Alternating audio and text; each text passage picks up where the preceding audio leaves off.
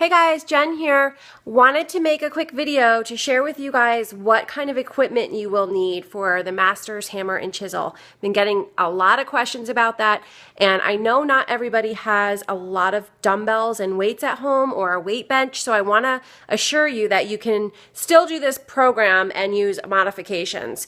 So again, it's for the Masters hammer and chisel. This is what it looks like. And it comes with the workout sleeves in there. Lots of variety of workouts in this workout series, guys, because we have Sagi, who is the hammer, and Autumn, who is the chisel, and they each have their own set of workouts, and there's just so much variety that for 60 days you will not get bored, and you'll be getting amazing results. Okay, so I want to start off by letting you guys know that you do need 3 sets of weights at least. You'll need a light set of weights, a medium, and a heavy set of weights. For example, for today's workouts, I did a couple of workouts today, and the lightest I used was 7.5 pounds, and the heaviest I used was 17.5 pounds. Now, I say half pounds because these are the Bowflex Select Techs, and so what you can do is you can dial in like that, from 5 pounds all the way up to 52.5 pounds. We bought these as a Christmas gift to ourselves, Oliver and I, several years ago when we started working out. It was the best investment we could have ever made because, as you can see, doesn't take up a whole lot of space and you have still a lot of variety. So you just set it and you pick it up, and this is what 7.5 pounds looks like, okay? So, and then you can go all the way up to 52 again, and they do make bigger ones. They just sit right back in like that. So we have 2 sets of that. They're on, this one's on a stand. And then over here we have another set that is just on the floor. If you don't want to invest in these, or you don't have anything like, they make other varieties, not just the Bowflex, but if you don't want to invest in these are small ones that my kids use, but I just want to show you.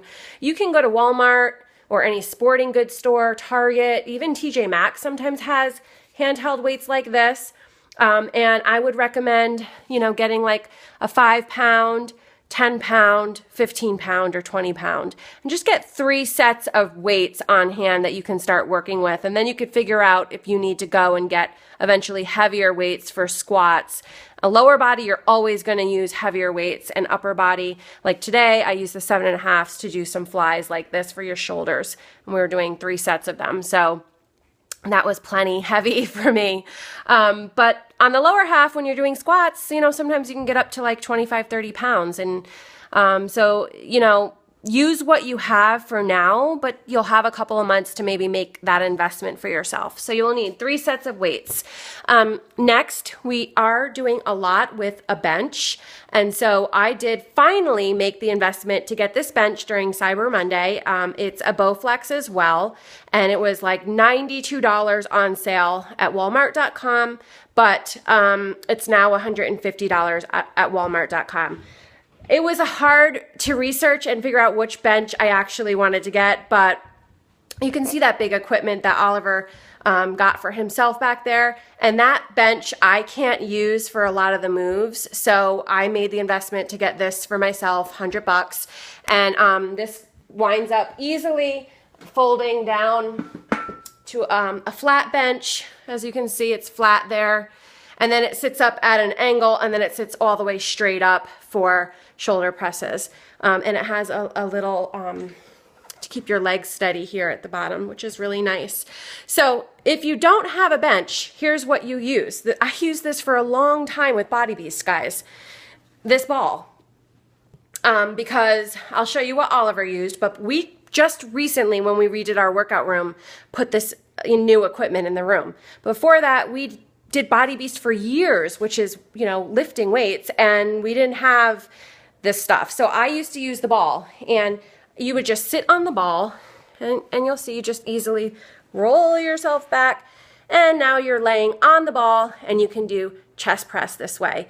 If you're doing flies, you are sitting at an angle like this, and you can easily do your flies like that. So actually, the ball, you will be using a lot of your core.